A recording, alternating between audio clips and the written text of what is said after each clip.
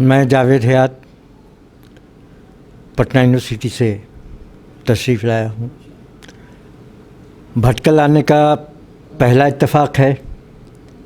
नाम से वाक़फ़ियत और इसकी शोहरत जो है कानों तक पहुँचती रही है कई ज़रिए से, ख़ास तौर पर बिरादरम शाह रशाद उस्मानी साहब से, और यहाँ के कारनामों से वाकिफ़ हैं।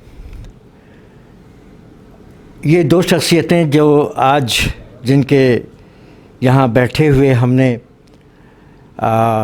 देखा उर्दू ऑडियो का प्रोग्राम, तो ये प्रोग्राम तो उनके नाम की मानवियत को भी सामने ला रही है।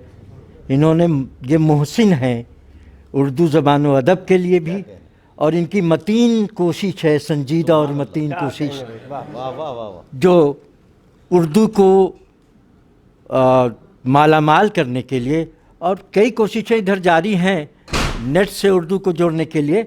उर्दू ऐप के ताल्लुक़ से कम कोशिशें हैं, और उस सिलसिले में ये बहुत ही अहम कोशिश है जहाँ दीनियात, अदबियात, शेरियात, मज़हबियात का ज़ख़ीरा जमा है, और इस ज़ख़ीरे से हम मुस्तफ़ीद हो सकते हैं। ये जैसा उन्होंने बताया कि इसका ऐप डाउनलोड किया जा सकता है गूगल प्ले से या प्ले स्टोर से, एप्पल के, ये डाउनलोड किया जा सकता है फ्री में।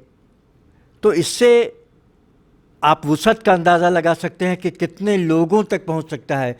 इन्होंने जो फ्री में डाउनलोड करने की सहूलत दस्तयाब कराई है, जिसकी वजह से ये पूरी दुनिया की उर्दू आबादी तक अपनी आवाज़ को पहुंचा रहे हैं। और आज की सबसे अहम ज़रूरत ये है कि इंटरनेट के इस्तेमाल के ज़रिया अपनी बात, क्योंकि यही एक ज़रिया है।